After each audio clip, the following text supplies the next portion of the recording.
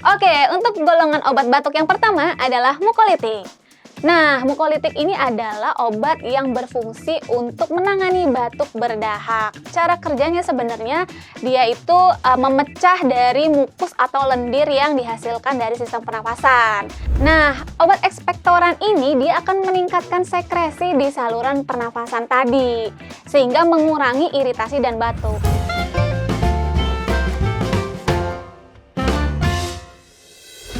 Hai Swipers, kembali lagi di Pharma Kepo, kepoin habis farmasi bersama aku Apoteker Yulia Nur Ulfa. Nah, kalau di episode sebelumnya aku udah bahas nih tentang obat bronkodilator. Nah, di episode ini aku akan bahas tentang obat batuk dan macam-macamnya dari obat batuk ya Swipers. Ada info apa aja nih yang perlu Swipers tahu di episode kali ini? Yuk kita cek aja pembahasannya. Tapi sebelum itu jangan lupa untuk subscribe, like, dan share. Serta jangan lupa nyalakan lonceng notifikasi supaya nggak ketinggalan upload konten selanjutnya.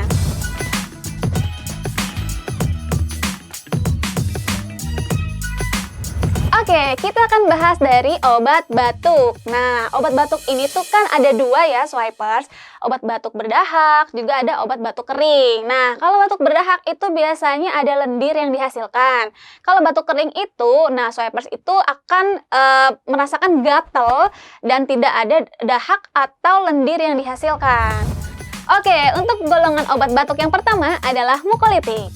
Nah, mukolitik ini adalah obat yang berfungsi untuk menangani batuk berdahak. Cara kerjanya sebenarnya dia itu memecah dari mukus atau lendir yang dihasilkan dari sistem pernapasan.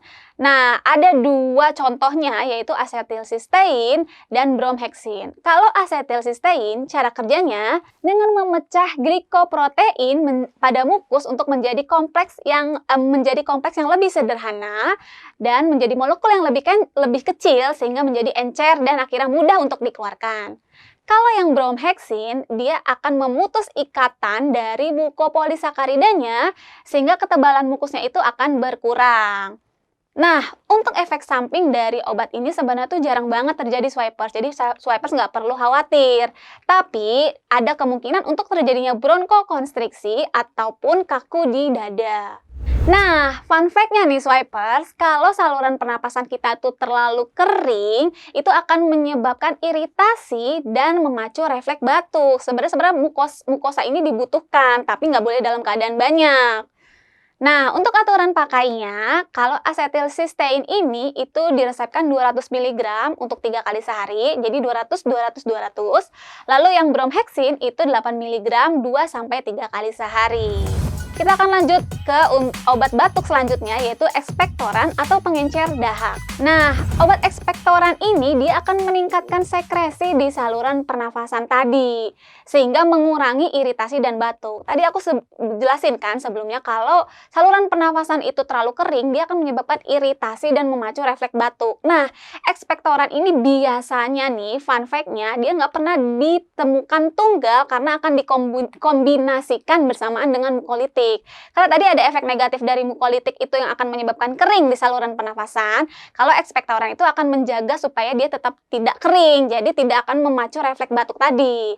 Nah, untuk efek sampingnya, dia itu juga sangat jarang terjadi, tapi biasanya menyebabkan pusing, mual, dan muntah. Contoh obat ekspektorannya adalah amonium klorida, lalu gliseril guaikolat, dan guaifenesin. Kalau Swipers lihat nih ya di apotik atau misalnya di rumah sakit, itu yang ada kandungan guaifenesinnya, biasanya itu khusus untuk obat batuk berdahak. Nah, untuk aturan pakainya, guaifenesin itu diresepkan 100 mg 3 kali sehari, lalu untuk gliseril guaikolatnya diresepkan 50-100 mg 2-3 kali sehari.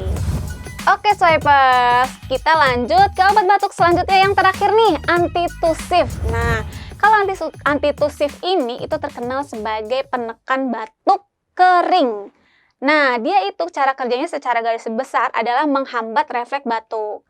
Tapi ada perbedaannya nih, karena contohnya ada dua biasanya yang ada di pasaran ya. Satu kodein dan yang kedua ada dextromethorphan.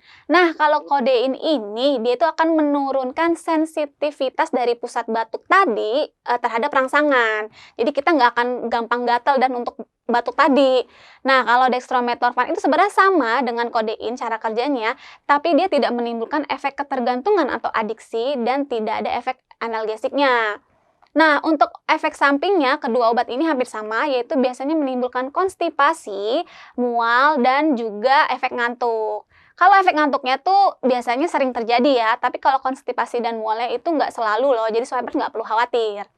Fun fact-nya, untuk kodein ini adalah golongan narkotika ya swipers. Kalau yang apoteker sama TTK pasti tahu, karena narkotika berarti harus dengan resep dokter. Nah, untuk aturan pakainya, kodein itu harus diresepkan 10-20 mg aja tiap 4-6 jam dan nggak boleh lebih dari 120 mg. Kenapa? Karena ada efek ketergantungan itu tadi. Ini karena ini obatnya narkotika nih ya, jadi rentan untuk penyalahgunaan. Lalu untuk dextromethorphan itu resepnya adalah 10-20 mg tiap 4 jam dan maksimal adalah 120 mg per harinya. Oke swipers, aku mau kasih kabar bahagia nih karena kita ada promo khusus di bulan ini untuk obat-obat dari sistem pernafasan. Nah, buruan cek promonya di aplikasi SwiperX dan jangan sampai ketinggalan ya. Nah swipers, tadi kita udah bahas lengkap tentang obat batuk, baik itu batuk kering dan batuk berdahak beserta contoh-contohnya. Di episode selanjutnya kita akan bahas apa lagi ya? Makanya jangan lupa aktifkan fitur lonceng notifikasi supaya nggak ketinggalan konten dari Pharmakepo selanjutnya. Pharmakepo, kepoin abis farmasi. Swipe RX.